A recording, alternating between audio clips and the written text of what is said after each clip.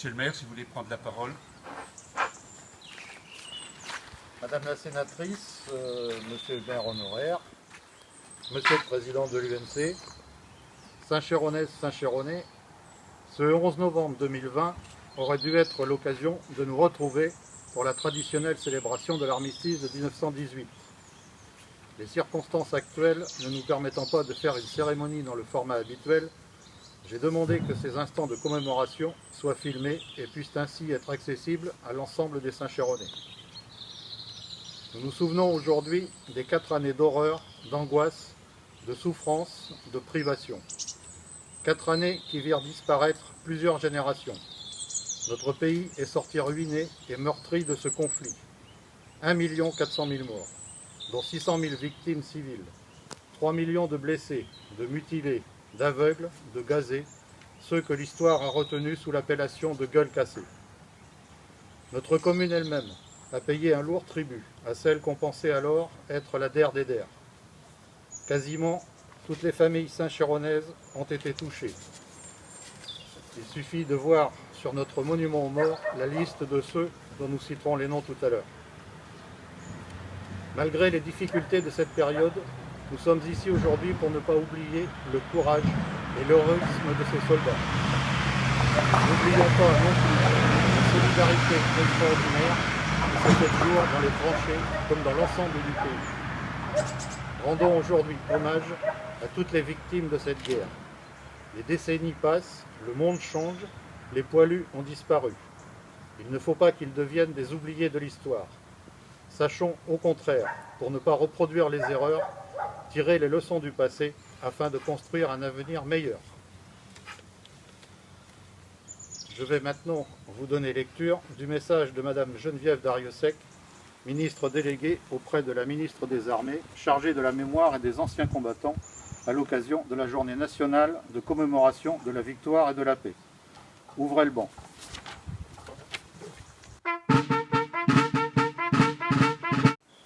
Ce 10 novembre 1920, la Grande Guerre est achevée depuis 2 ans.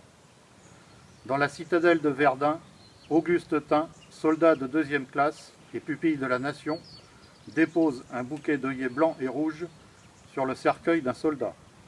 Un parmi tous les combattants des Flandres, de l'Artois, de la Somme, du Chemin des Dames, de Lorraine, de la Meuse. Un de ces braves. Un des poilus qui participa à une interminable guerre. Un de ces Français qui œuvra à la tâche incommensurable de la victoire. Un parmi des milliers qui est devenu le soldat inconnu. Le 11 novembre 1920, le peuple de France l'accompagne solennellement sous les voûtes de l'Arc de Triomphe. La patrie, reconnaissante et unanime, s'incline respectueusement devant son cercueil, en saluant la mémoire de tous les soldats morts sous le drapeau tricolore. Quelques mois plus tard, il était inhumé. Depuis 1923, la flamme du souvenir veille, nuit et jour, sur la tombe. Chaque soir, elle est ravivée pour que jamais ne s'éteigne la mémoire. La sépulture du soldat inconnu est devenue le lieu du recueillement national et le tombeau symbolique de tous ceux qui donnent leur vie pour la France. Cet anonyme représente chacun de nos morts et tous nos morts en même temps. Cette mémoire vit également dans chacune de nos communes, dans chaque ville et village de France, dans chacun de nos monuments aux morts, dans chacun des cimetières, dans nos mémoires familiales. Elle vit dans l'œuvre de Maurice Genevoix, qui entre aujourd'hui au Panthéon. Le président de la République l'a souhaité en l'honneur du peuple de 14-18. Maurice Genevoix n'entre pas seul dans le temple de la nation. Il y entre en soldat des éparges, en écrivain et en porte-étendard de ceux de 14. Il y entre avec ses millions de frères d'armes, ceux dont il a immortalisé le souvenir, l'héroïsme et les souffrances. Il y entre avec toute la société, de la première ligne à l'arrière, mobilisée face à l'adversité et qui a tenu avec une admirable endurance. 8 millions de soldats combattirent sous les couleurs de notre drapeau. Aucun d'entre eux ne revint totalement indemne. Des centaines de milliers furent blessés dans leur chair comme dans leur âme. 1 400 000 tombèrent au champ d'honneur. Nous ne les oublions pas, inlassablement nous les honorons. Chaque 11 novembre, la Nation rend également un hommage solennel à tous les morts pour la France, ceux d'hier et ceux d'aujourd'hui. Chaque année, nous rappelons leurs noms. Chaque 11 novembre est un moment d'unité nationale et de cohésion autour de ceux qui donnent leur vie pour la France, de ceux qui la servent avec dévouement et courage. En ces instants, au souvenir des événements passés et aux prises avec les épreuves de notre temps, nous nous rappelons que c'est tout un peuple uni et solidaire qui fit la guerre, qui la supporta et en triompha. Fermez le banc. Texier Denis, Téterel Jean, Touchard Joseph, Trouboul Alain, Vasseur Alphonse. Ils sont morts pour la France. Mort pour la France. Je vais maintenant vous donner la liste des 20 morts pour la France du 11 novembre 2019 à ce jour. L'an dernier, nous avions rendu hommage à 5 de nos militaires morts en opération. Chef de bataillon Clément Frison-Roche. Chef de bataillon Benjamin.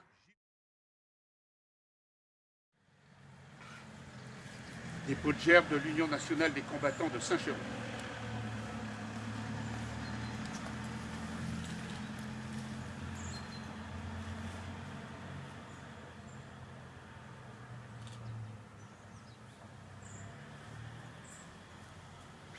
Dépôt de gerbe de Madame la sénatrice Jocelyne Guidez, sénatrice de l'Essonne, accompagnée de Monsieur Jean-Pierre Delaunay, maire honoraire.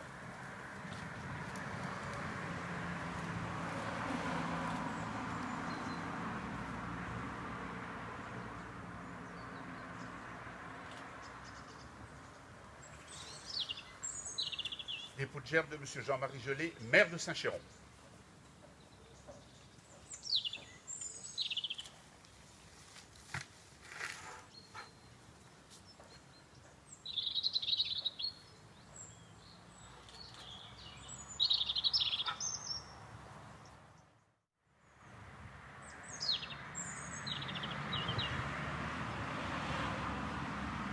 Au bord.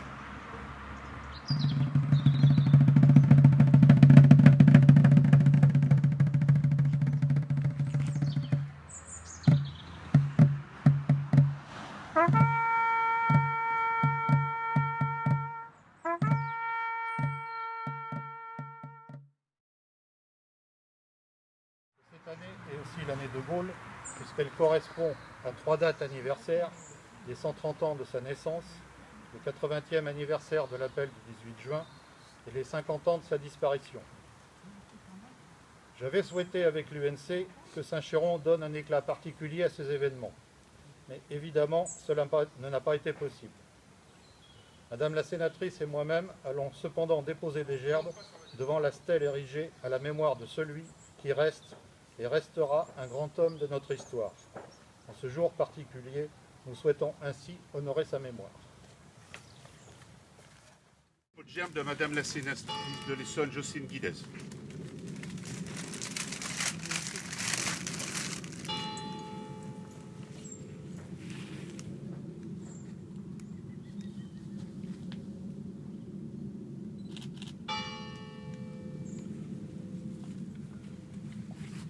Dépôt de gerbe de Monsieur Jean-Marie Gelé, maire de Saint-Chéron.